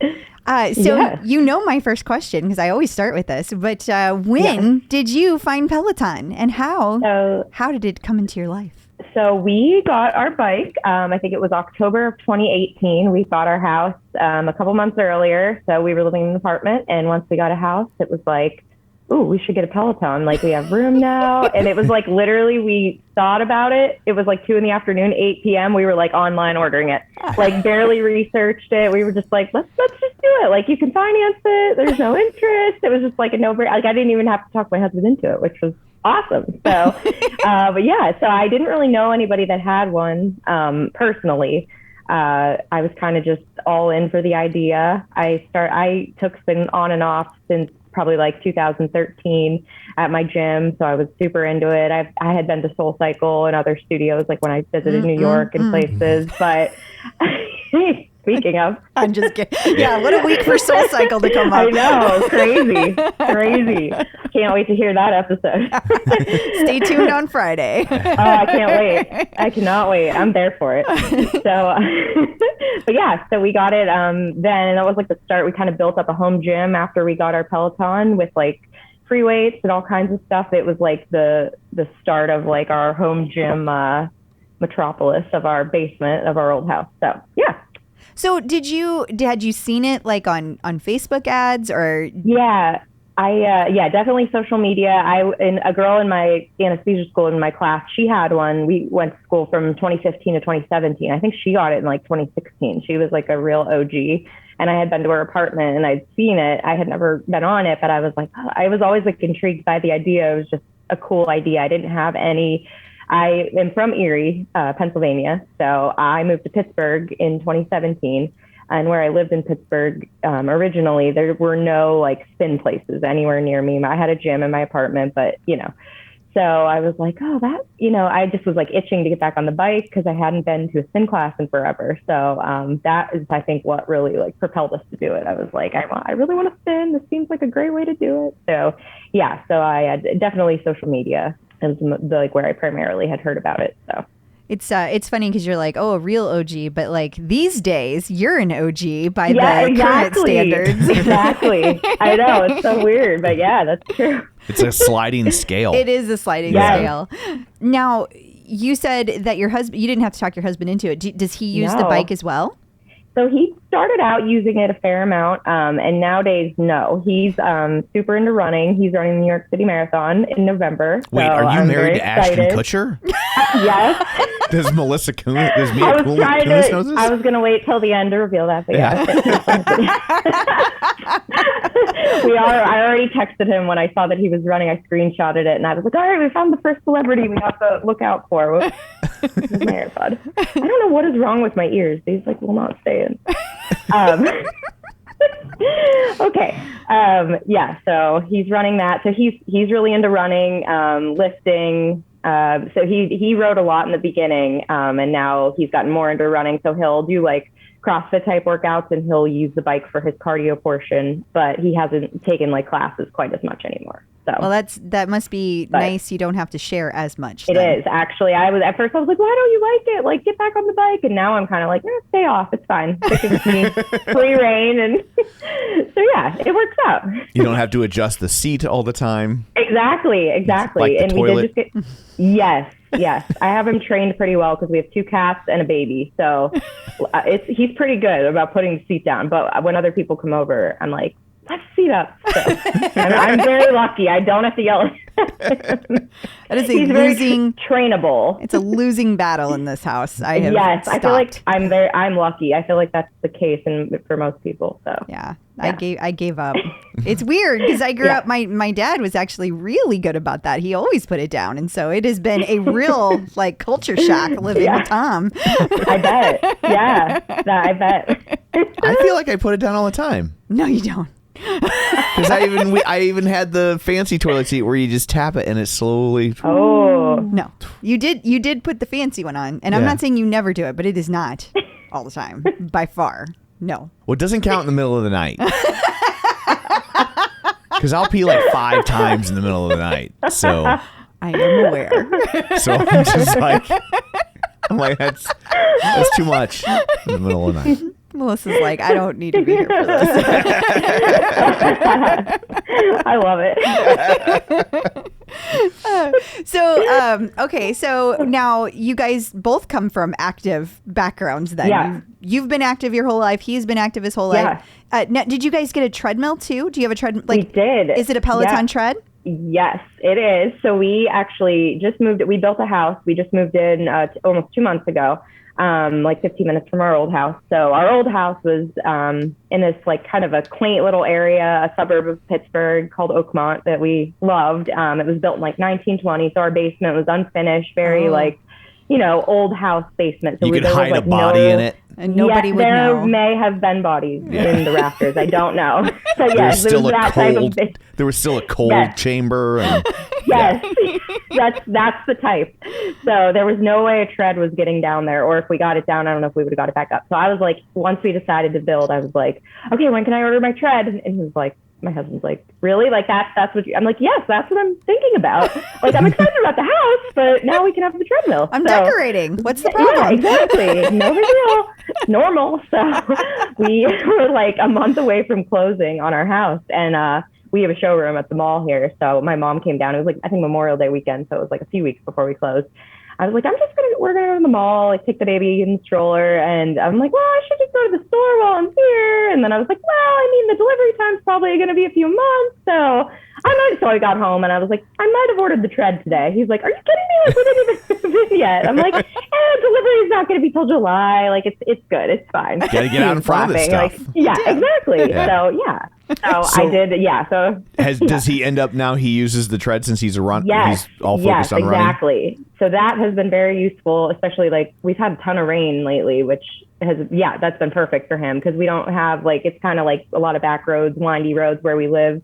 now. Where we used to live, like it was very residential, sidewalks, and you could just kind of go out and run. Now he will run here, but it's kind of like, oh, you're risking your life, like running out on these streets. So he's more apt to use the tread, and he loves it. So that's great. Mean streets in Pittsburgh, taking your life in your hands. People put chair. Like, have you ever heard of the parking situation thing in Pittsburgh? The folding chairs. Like people put folding chairs to reserve their parking spot. Are you serious? Yeah, it's like a thing. Yes. I thought he was joking. I thought you were joking. No, it's real. It is real. I'll send you guys a picture the next time I see one. That's the etiquette. Like, you drive by and like you see a folding chair and like, don't move that chair. That's somebody's spot. What happens if you move it? Like, are they going to come get you? Fight. Yeah, it would probably be bad. Okay. It would probably make the news. I'm really glad you told me this in case I'm ever in Pittsburgh. Exactly. They'll chuck a battery in your head. Yes. Because man, I'll get out and move anything. You know, it's like, there's a cart in that parking spot. I'll get out and move it. That's different. You wouldn't think it's supposed to be there. Exactly. But don't get me wrong, people, you would think it's like, oh, somebody just like the wind blew it or whatever. But don't get me wrong, people are very nice here, but don't mess with their chairs. But there's an etiquette. That's just a local thing. Everybody knows. Exactly. Especially like in the winter when you shovel out a spot. That's true. Yeah. You work hard for that parking spot. Do people ever get their chairs confused? Like, are they like, probably, because I feel like they're all usually just like the cheap folding chairs. Right? Like, people don't use like their nice chairs, so there's not really a way to like differentiate. Do you not have? Maybe they put their name in Sharpie on it. Do you not have wind in Pittsburgh? See? Like we do, but I don't know. Somehow they like stay in place. I don't know. It's weird. They're like magnetized to the street. I wonder if they do that. Special holders. For I wonder if they do that in St. Louis City. Like when you know, because you live in the city, you park on the street a lot. Yeah. You know, like we're in the suburbs, and so we don't have to, we have a driveway and a garage. We don't have to worry about that. But It's not an issue. Yeah, exactly. Huh. I don't know. You learn something new every day. Yeah. I got all distracted. I don't even know what we were talking about. How did we get here? We were talking about Peloton. Okay, so he's running the New York City Marathon. What's going on with you? What are you working on right now? Well, obviously, all I can think about, I'm losing sleep, is like, how do I schedule a class at the studio? Yeah. So I'm like, I need to I don't know when, is it 2 weeks in advance? Okay, I just heard this week. It's now 4 weeks in advance. Okay, but I got to get on my... But it doesn't officially open until August 19th, and then they'll start posting classes 4 weeks in advance. 4 weeks. Okay. But I mean, they're still going to go like crazy. Like I'm going to have to set my alarm at like 3 a.m. or whatever to like... Well, it's 24. It's like 24 hours to that time. From whatever the time of the class that's the way it used to be. I don't know if it still will be, but that's how it was before. It's like trying to get a dinner reservation at Disney. It is. It's insane. It's insane. But I've heard though what they're doing now, if to pick the bike you like, you just put a lawn chair on it. I have an advantage over everybody as long as there's no other Pittsburgh Ginzers that are going to be there. So, Did you say Ginzer? What's a Ginzer? Oh, Yinzer. Yinzer. What's a Yinzer? So that's like the slang term for Pittsburgh people. Yinzers. Why? It is? Yeah. Mm-hmm. I don't know. I don't actually know the history of it, but yes. Okay. Yinzers. Well, we are learning a lot. Is that with a Z or an S? Z. He's to the Google. So like people, like my in-laws have a very Pittsburghese accent, and they'll say like, "You guys want to come over for dinner tonight?" Like it means you all, but it. Oh, like here we say "use." Okay, we have a lot of use. Yeah, we do have that. So they're like super They'll say, and it's like anything that's like down, it's instead of DOWN, it's DAHN, like downtown. Like that's very kind of like similar to Boston accent, but it has its own like Pittsburgh flair. That's fascinating. It is. If you listen to people like real Pittsburghers talk, it's like you're just like, wow, like it is. It's its own thing. So this is from Urban Dictionary. Yinzers are so called because they speak a regional dialect of American English featuring the use of yins or yuns as the second person plural pronoun. Yinzers are the subject of a number of stereotypes, some of which they are actively proud and consciously reinforce to strengthen their sense of identity. An example of being their use of French fries as a condiment. Oh yeah, that's a thing too. Fries on everything. Really? Fries on salads. Have you heard of Permani Brothers, the restaurant? No. Yeah. Well, it's like it was originally in the Strip District, which is now like a very like hip place to live. I lived there when I first moved here. But it was hip? She's so hip. Yeah, exactly. Yeah. She's like, it's a very hip place to live. I live there. That was the prerequisite to live down there. She wasn't hip till I moved in, and then right. Then it took off. Value skyrocketed. Exactly. So there's the original one is there, and it's like a late night sandwich place with like a bar where like it used to be like truckers would come through. The Strip District is like a very like industrial area where there's a lot of warehouses, and so that's where it started. It was like this dive sandwich place where they'd go in the middle of the night to get food, and now it's huge. There's probably like 20 of them. It's a chain now. Wow. Like there's one in Erie where I'm from 2 hours away, but their signature thing is it's a sandwich with this like thick Italian bread. You can get all different kinds of like meats, and then they top it with fries and coleslaw. Holy so it's crap. just like the sandwich is like that.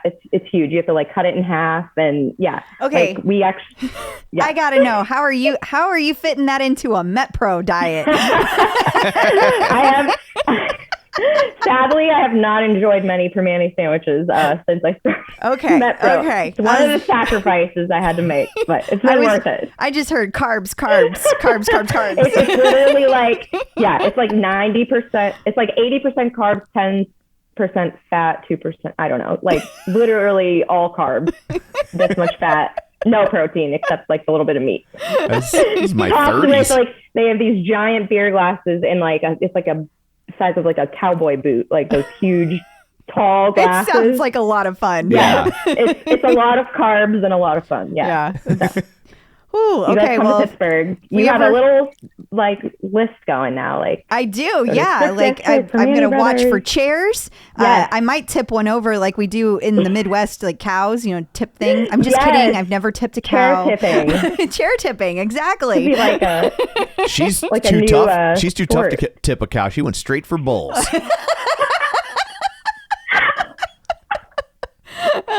And then I'm going to have a cowboy boot full of beer and a carb sandwich. I love it. It'd be awesome. It sounds really good, actually. That sandwich sounded yummy. It's very good. Very good. Coleslaw. They do it. Well, I bet you can. Yeah, you can get it without. Okay. Yeah. You won't get yelled at. Just don't get it with. If you get the fries on the side, everybody in the restaurant it becomes like silent, and everyone's like, It's like record scratch. yeah, Yeah. because that's like a big no. Like I know, like in Philadelphia, sandwich. if you get the whatever without cheese or cheese whiz on it. Yes. Like, cheese you're steak. like. yeah. You're like immediately like excommunicated from the city. They're like, you need to leave. So There's so many you just rules in all these cities. Yeah, it is. It's a little stressful at first, but then once you live here, you get the hang of it. So Okay. I'll help you guys out, though. Okay. I'll be there for you. She's going to protect us. Yes. And she's really strong from all of her running and Yeah. biking. Exactly, And yeah. She's very She'll in shape. beat people away with a chair. Yes. Yes, I will. No yinzers are touching you guys. This sounds fun. How did we get here again? Oh man. So, you said you were working on going to the studio. How did we get there? That's right. You were asking about me. It is going to be really tough, but I guarantee you will have better luck doing it than people who live far away like myself, because you don't have to plan a whole trip around it. Right. And we're going. So the marathon's on the Sunday. So we're going the Friday before, and we're staying through like the following Thursday. Yeah. So I'm going to try. I'm not going to try to do anything before the race, because we're bringing our daughter. So that's going to be super fun, but she'll be like 18 months. So it's going to be a lot of work. I might be working harder with her, watching her, than my husband will be running the marathon. So we'll see. That's TBD. Yeah. Except your marathon lasts like 18 years. Exactly. Yeah. It's not ending anytime soon. No. So I should get the medal, really. Let's be honest. For sure. Yes, I have a kid turning 18 in like a week. Like a week. Yeah, he's turning 18 in a week. Yeah. When we get back from our cruise, he doesn't know it. All his shit's on the front doorstep. Oh, that's it. Yeah. The cruise is like the last, like, hurrah. Grand Like, hurrah. enjoy this because... Surprise, you don't live here anymore. He's going to be like, but I'm just starting my senior year of high school. It should have been born at a different time. You're 18, sorry. Rule's a rule. It's nice that you're giving him a cruise, though, like, as his last, Yeah. You're doing Well, it had a sale. It was it was only a sale because it was like third and fourth passenger free. Okay. So I mean, that's understandable. You hate to let it go to you waste. Can't pass that up. Yeah, exactly. It's like a BOGO. We practically save money by taking them. Exactly. He's doing you a favor. Like, he should be thanking you guys. Yeah. We can't afford not to take it. We did find out that he can have he can drink alcohol on his 18th birthday, so he doesn't. On the boat, we have to sign a waiver. I don't know that we're going to, but like it was just interesting that is he like on board for that, or is he just? We haven't even told him. We haven't even told him. Oh, okay. It's the kind of thing that I could think he would think was like fun in the moment, just to be like, just to say you did it. Yeah. Exactly. But when he's tried alcohol in the past, like a sip here and there, he's never actually enjoyed it. That's probably good. I agree. Yeah. Good sign, we went on a cruise with my parents, and my brother turned 21 on the cruise, like a couple days after. So he turned 21. We're 4 years apart. So I was 25, or I was going to be 25. Whatever the math. I can't do the math. I'm off work this week, so math is everything's whatever.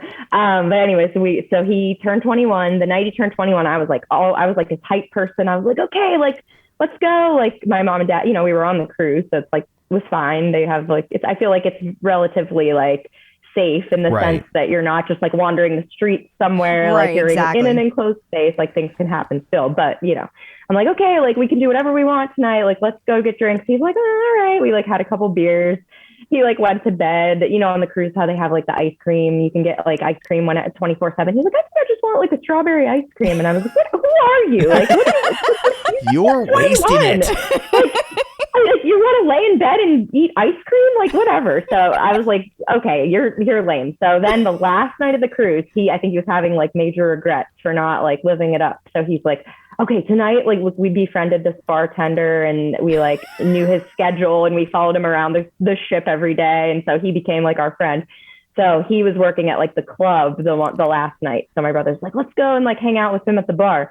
So he starts making like Long Island, and my brother never had a Long Island, and I was like, where did you even like know about a Long Island? He's like, I don't know, it just sounds good.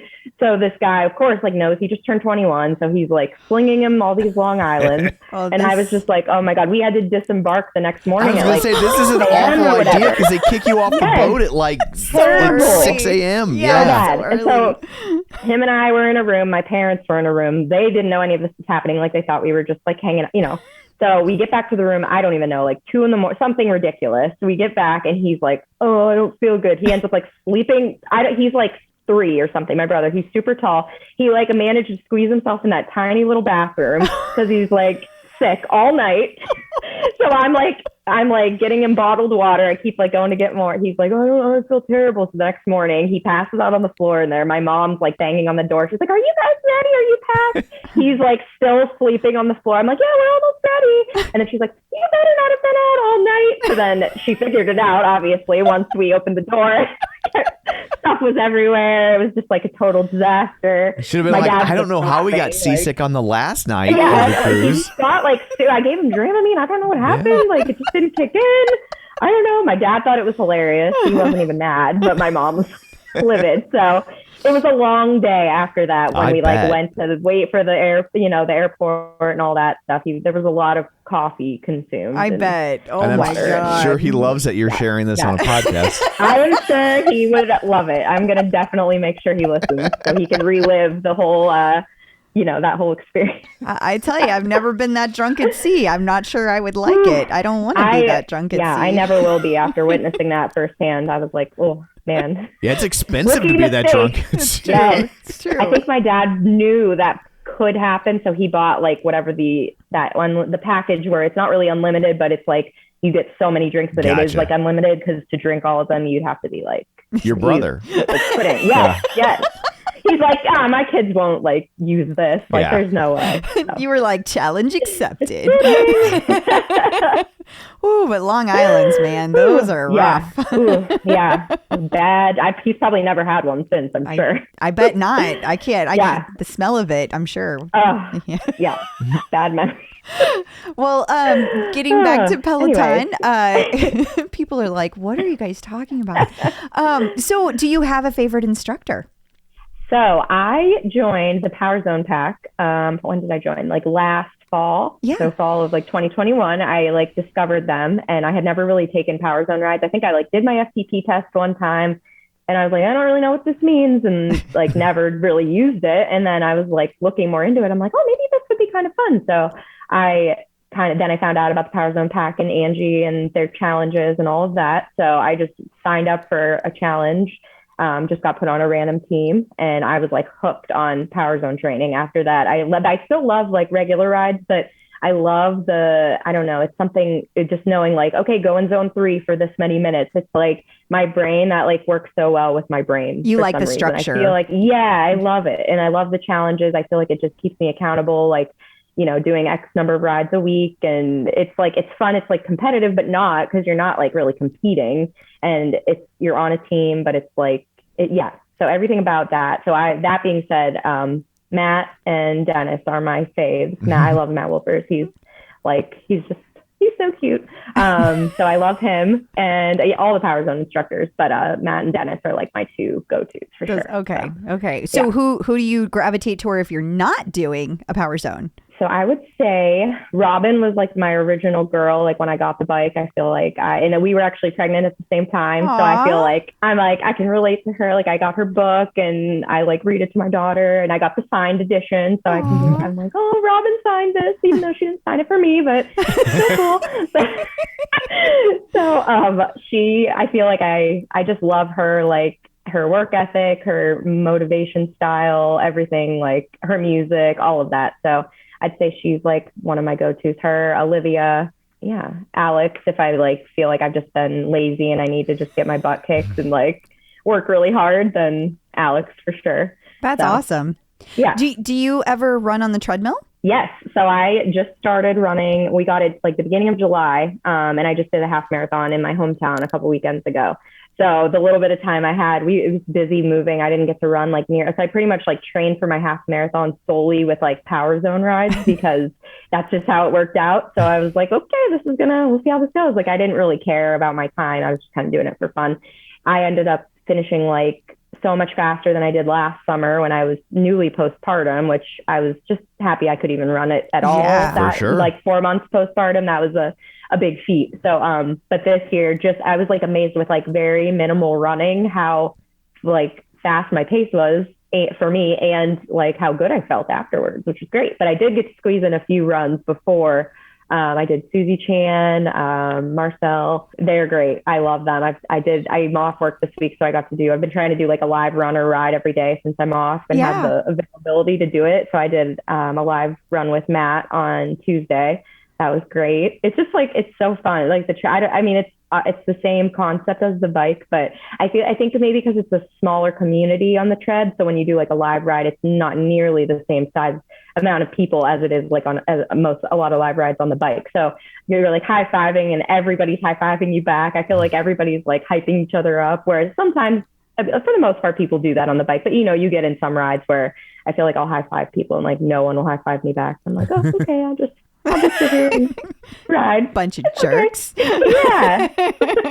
I will say the Power Zone community is awesome. Like with high-fiving, everybody is every single Power Zone ride I do, like I feel like it's rare that I high-five someone and they don't high-five me back. Like it's just super, I don't know, everybody's very like motivating and hyping each other up the whole time. So that's always cool. And then I go into a non-Power Zone ride and I like have that expectation. I'm like, and then I'm like, oh, okay. Got feedback, but not quite as. I just picture your face falling. It's like, okay. So does your husband get frustrated when you're using his tread? So it's worked out so far because he works from home. So I work out after work. I get up at 5:30. I have to be at work by 6:30, and I work till 3. So it actually works out that he'll work out in the middle of the day. So he'll use it like at lunch, on his lunch break, and then I'll do it when I get home. I've tried time and time again to do it before work, but I'd have to get up at like 4 or 4:30 to even. So I'm like, I can't do it. I'm like, let's just stop trying. Every like couple months, I get in this like kick of like, okay, I'm gonna go to bed at 8 and I'm gonna get up at 4. I'm gonna work out before work, and then it just doesn't work for me. I envy the people that do it, but I just can't do that. So yeah, it works out though. It's tough to get up early for something like that. It is. 5 is the earliest I could ever do. 5 was just, and that's just, there's something about the hard line of 5 o'clock. I could never get up before that. I don't know. Exactly. And I've been doing it I was a nurse, an ICU nurse, and then I went back to anesthesia school. So I'm a nurse anesthetist. So anesthesia school, my program was 2.5 years. And when you're a student, you get up even earlier because you're expected to like be there. You set up your OR, you get everything ready. So you get there like an hour before like your CRNA gets there. So I would get there at like 4:30. If I was like, when you're doing like your open heart rotation, that's like, you can imagine a huge setup. There's tons of things to set up. Get there at like 4 a.m. or something crazy. So you would think like your body would get used to it because I've been doing it now since 2015. But every day that alarm goes off and I'm like, oh, like it's the first time I've ever had to get up that early. Like I can't get used to it. It's rough. She has access to Not the good stuff. Easier. Yes. So, have we said what your leaderboard name is? We haven't. Oh, I don't think so, but it's actually related to my job. So it's pushing propofol. So pushing the good stuff. Word. I was like trying so hard forever to think of a creative leaderboard name. I just sit and like envy all these people, and I'm looking at the leaderboard. I'm like, man, it used to just be my first and last name. And I was like, I have to be able to think of something. And one day I think I was like at work, and I was just like, oh, and I like put it in a note on my iPhone, and then as soon as I was like able to like use my phone, I like went on the app and I like typed it in, and I was like, please be available, and I hit enter, and it like let me take it, and I was like, oh my god. Well, and now like all of my nerd cohorts that like understand that, like, you know, everybody's like, oh, I'm so jealous that you got that. That's an awesome leaderboard name. It is an awesome leaderboard name. I would change it. It's good alliteration. I was going to do pedalin propofol, but then I was like, oh, now that sounds like I'm like dealing it out of my trunk. Like, I like the pedalin. So that's true. But I guess because, you know, like our like lingo is like we push the drugs, like push them through the IV. So that's like people that do like anesthesia or work in healthcare, like they know what that means. So jargon. That's why I was like, okay, that sounds, it's like more jargony, whereas like pedalin would have been good because it's a play on the bike, but I was like, oh yeah. So pedalin propofol might still be available to anybody who wants it. I don't know. You didn't want people thinking that, you know, they could contact you to get the propofol. Yes, exactly. Like how much? Like how much do you want? I need 4. She gets I don't want flagged. we don't want like another Michael Jackson scenario. Like, no. For a lot of reasons. Yes. Still getting that question a lot from patients. Not quite as much anymore. Like it's like definitely gotten a little bit better, but they hear that the name of that drug and they panic. And I'm like, that was the first thing I thought. I was like, oh, that's what Michael Jackson. And I'm like, well, I'm actually like licensed to give this drug and give anesthesia and monitor you while you're receiving it versus just taking scenario, it which was, whenever. Yeah, and that person is taking it for a reason. Right. Yes. Where with an outcome that's specific. Exactly. Yeah. Yes, exactly. And then once I explain that, people are usually like, oh, okay. Yeah. But sometimes every once in a while they're like, is that the Michael Jackson stuff? I'm like, yes, I technically, but it's a great drug. Hang on, let me get my script. Yeah. I do. It's like the same thing. I like to have it memorized. I say the same She's got a script for her script. Yeah. Yeah. But yeah, it's like, it's not the drug that's the problem. It was the doctor who was just kept writing the script for the drug that was the problem. The whole situation was, exactly. So do you have any advice for people just entering the world of Peloton? I would say just get on the bike if you're getting the bike or the tread. Just get on, find like a 20-minute class I didn't mention him when I was talking about my favorite instructors, but I also love Cody. He's amazing. And I think he's good. I feel like I took a couple of his rides in the very beginning. Not to say he doesn't have challenging rides, but I think he's good for beginners because of his personality. And just like, if you've never been on the bike, he like makes you feel, okay, I can do this, like something about him. So he's the spoonful of sugar that makes the medicine go down. Yes. That's a great analogy. I would say, just get on, just take a class. Don't like hide all of the metrics. Don't even look at like, even like your cadence, like I guess you probably want to see where your resistance is, but just don't even like, I've had a lot of friends that have gotten them that have never done any type of spinning before. And, they're like, I don't know, like, I feel like I'm terrible. And I'm like, don't just do it. Don't even think about, what you're doing, how fast you're going, what the resistance is at. Don't look at the leaderboard, just do it, do the class, and you will feel that there's no way you won't feel better when you're done compared to like how you felt when you started. Like you'll feel good. So just jump in and do it and enjoy it. Good advice. Yeah. Absolutely. Yeah. Well, thank you so much for joining us today. We really appreciate it. Thank you guys for having me. This is like a dream come true. I can't believe it. You're so sweet. You need to dream bigger. That's true. Is there anything we didn't get to you wanted to mention? No, I think that was great. Okay. I was kind of just going with the flow. So yeah, that sounded good. Awesome. Yeah. Clip out. So I guess that brings this episode to a close. Until next time, where can people find you? People can find me on Facebook at facebook.com/CrystalDO'Keefe. They can find me on Instagram, Twitter, and the Peloton leaderboard. Celebrating 800 rides this Sunday. And you can find me on Twitter at Roger Kubert or on Facebook at facebook.com/Tom O'Keefe. You can find the show online, facebook.com/theclipout. While you're there, like the page, join the group. And of course, don't forget our YouTube channel, youtube.com/theclipout. So that's it for this one. Thanks for tuning in. And until next time, keep pedaling and running.